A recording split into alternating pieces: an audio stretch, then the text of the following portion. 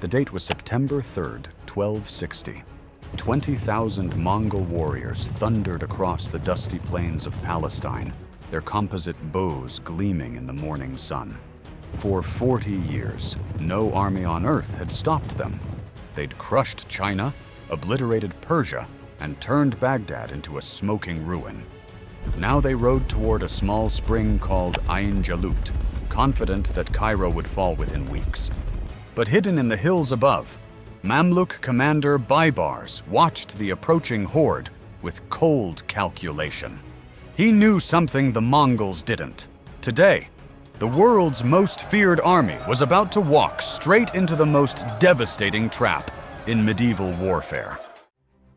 To understand why Ain Jalut became the graveyard of Mongol invincibility, you need to grasp exactly what made these two military systems so lethal. The Mongol war machine was pure efficiency wrapped in terror. Every warrior could fire 20 arrows per minute from horseback while maintaining formation at full gallop. Their decimal system organized armies into units of 10, 100, 1,000, and 10,000, with communication so precise that a commander could coordinate maneuvers across 50 miles of battlefield using flags, horns, and mounted messengers. But here's what made them truly unstoppable: psychological warfare. When Mongol scouts appeared on your horizon, entire cities surrendered without a fight. Why? Because everyone knew the stories. Resist the Mongols, and they'd slaughter every living thing within your walls. Submit immediately, and you might survive as their subjects. This system had conquered everything from Korea to Hungary. In 1258, they demonstrated their power by destroying Baghdad, the jewel of the Islamic world. Hulagu Khan's forces had executed the caliph by rolling him in carpets and trampling him with horses. The message was clear: nothing could stand against Mongol might. The Mamluks represented something entirely different. These weren't conscripted peasants or feudal knights fighting for land and honor. They were warrior slaves, purchased as children from the steppes and Caucasus Mountains, then subjected to the most intensive military training program in the medieval world. From age 7, a Mamluk recruit learned one thing: mounted combat. Not farming, not crafts, not politics. Just warfare. They practiced archery until they could split arrows at full gallop. They trained with swords until blade work became instinct. Most crucially, they mastered the art of coordinated cavalry charges that could shatter infantry formations like glass. Here's where it gets interesting. While Mongol strength came from adaptability and speed across vast distances, Mamluk power was concentrated specialization. A Mongol warrior was a superb generalist who could fight anywhere under any conditions. A Mamluk was a precision instrument designed for one specific purpose: destroying enemy cavalry in close combat. The strategic situation in 1260 couldn't have been more desperate for the Islamic world. Hulagu Khan controlled everything from Iran to Syria. His lieutenant, Kitbuka, commanded the advance force pushing toward Egypt with explicit orders: eliminate the Mamluk Sultanate and complete Mongol domination of the Middle East. Sultan Qutuz knew the mathematics were brutal. The Mongols had never lost a major battle. They commanded superior numbers, better logistics, and 40 years of psychological momentum. Every previous Islamic army had crumbled before their advance. But Qutuz possessed one advantage the Mongols had never faced: commanders who understood their tactical patterns. Baibars had studied Mongol methods during their conquest of Syria. He'd observed their preference for drawing enemies into open terrain, where their mobility advantage became decisive. He'd noted their confidence in pursuing retreating forces, a tactic that had delivered countless victories. Most importantly, he'd identified the one scenario where Mongol advantages became vulnerabilities. In broken terrain, where their formations couldn't maintain perfect coordination, where pursuit became channeled rather than fluid, the unstoppable Mongol machine might finally meet its match. The stage was set for the most consequential battle of the 13th century.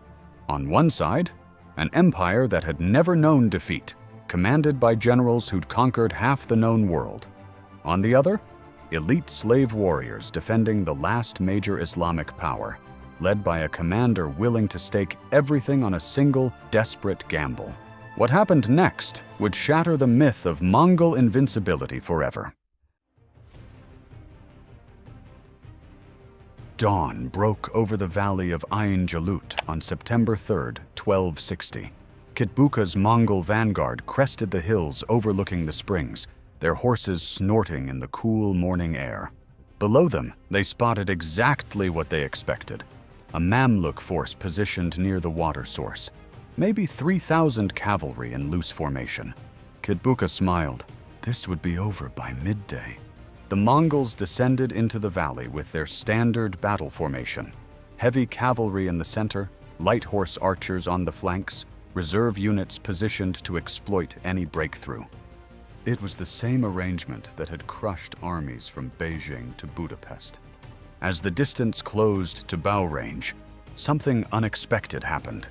The Mamluk commander raised his banner and wheeled his horse around. The entire Mamluk force began pulling back from the springs, not in panic, but in what appeared to be organized retreat. Baibars had begun the performance of his life. Here's what made this moment psychologically brilliant. Mongol doctrine emphasized pursuit of retreating enemies. Every Mongol officer had been trained that fleeing forces were vulnerable forces. When your enemy runs, you chase them down and destroy them piecemeal before they can regroup. Kitbuka had personally witnessed this tactic succeed dozens of times. At the Battle of Mohi, fleeing Hungarian knights had been slaughtered by the thousands during their retreat. At Legnica, Polish cavalry had been annihilated while attempting to withdraw. The pattern was always the same: retreat equals defeat. But Baibars understood something crucial about Mongol psychology. Their confidence in pursuit came from fighting enemies who retreated in genuine panic. Broken formations, scattered units, individual warriors fleeing for their lives. What Kitbuka was seeing looked different, but not different enough to trigger suspicion. The Mamluk retreat moved at exactly the right speed, fast enough to suggest fear, slow enough to remain tempting. Baibars kept his formations intact but loose, creating the impression of an army trying to maintain discipline while falling back under pressure. The chase began. Mongol light cavalry surged forward, their composite bows sending volleys of arrows toward the retreating Mamluks. Some arrows found their mark, and Mamluk warriors tumbled from their saddles. The sight of enemy casualties confirmed what Kitbuka already believed. This was a real retreat, not a feint. Mile by mile, the Mongols pushed deeper into the valley. Their formation began to stretch as faster units pulled ahead and slower ones fell behind. The tight coordination that made Mongol armies so devastating started to loosen as the pursuit gained momentum. Baibars maintained the illusion perfectly. His rearguard fought just hard enough to seem desperate, just poorly enough to encourage continued pursuit. When Mongol pressure intensified, he ordered small groups to break away from the main force, simulating the kind of unit breakdown that preceded total collapse. 3 miles into the valley, Kitbuka made the fatal decision. Seeing what appeared to be a disintegrating enemy force, he committed his reserves to the pursuit. The entire Mongol army was now strung out across the valley floor, their attention focused entirely on the retreating Mamluks ahead. That's when Baibars triggered the trap. Hidden in the hills on both sides of the valley, 2 massive Mamluk formations had been waiting in absolute silence. Sultan Kutuz commanded the eastern force, nearly 5,000 heavy cavalry. Baibars' lieutenant controlled the western group, another 4,000 mounted warriors. At the predetermined signal, both forces erupted from concealment simultaneously. The psychological impact was devastating. One moment, the Mongols were pursuing a beaten enemy through an empty valley. The next, they found themselves surrounded by fresh cavalry charging from 3 directions at once. Mongol battlefield communications, so effective in open terrain, collapsed in the chaos. Unit commanders couldn't see their superiors through the dust and confusion. Horn signals were drowned out by the thunder of hooves and clash of weapons. The decimal system that had coordinated armies across continents became useless in the span of minutes. But here's where Mamluk training superiority became decisive. While Mongol warriors excelled at mobile archery and coordinated maneuvers, Mamluks had spent their entire lives preparing for exactly this scenario. Close quarters mounted combat, where individual skill determined survival. In the brutal melee that followed, Mamluk warriors systematically dismantled their opponents. Their heavier armor absorbed Mongol arrow strikes. Their superior swordsmanship carved through Mongol formations. Most crucially, their horses were trained specifically for the chaos of cavalry combat, while Mongol mounts were bred for speed and endurance across open ground. Kitbuka realized too late that he'd been outmaneuvered. The veteran commander tried desperately to rally his scattered forces, but the tactical situation had become hopeless. Surrounded, outnumbered in the immediate combat zone, and caught completely off guard, the Mongol army began to disintegrate. When Kitbuka fell with a Mamluk lance through his chest, Mongol resistance collapsed entirely. The survivors who escaped that valley carried more than news of defeat back to Damascus. They carried the death of an idea that had dominated the medieval world for 4 decades. For the first time since Genghis Khan united the Mongol tribes, a major Mongol army had been completely destroyed in open battle. Not defeated through siege warfare or guerrilla tactics, but annihilated in the kind of direct confrontation where Mongol superiority was supposed to be absolute. The strategic implications rippled across 3 continents within months. In Europe, where kings had been preparing for inevitable Mongol invasion, the news sparked celebrations from Paris to Vienna. The unstoppable force had finally been stopped. In the Islamic world, Ain Jalut triggered a renaissance of resistance. Syrian cities that had submitted to Mongol rule began expelling their occupiers. From Aleppo to Homs, local commanders who'd accepted Hulagu's authority suddenly found the courage to rebel. But the psychological impact went deeper than politics. The Mongol Empire had built its expansion on a simple premise: resistance was futile because Mongol victory was inevitable. That premise died in the dust of Ain Jalut. Hulagu Khan, receiving word of the disaster from his capital in Iran, faced an impossible choice.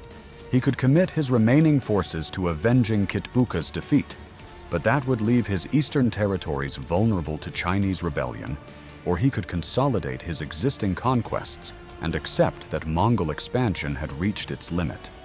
He chose consolidation, the Mongol war machine that had rolled from the Pacific Ocean to the Mediterranean sea ground to a permanent halt at the borders of Egypt. Here's what made Ain Jalut different from other Mongol setbacks.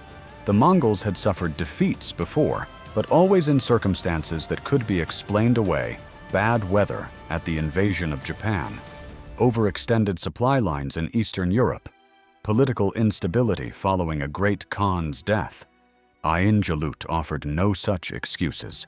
Perfect weather, adequate supplies, unified command structure, and veteran troops led by an experienced general. The Mamluks had simply outfought them, using superior tactics and training.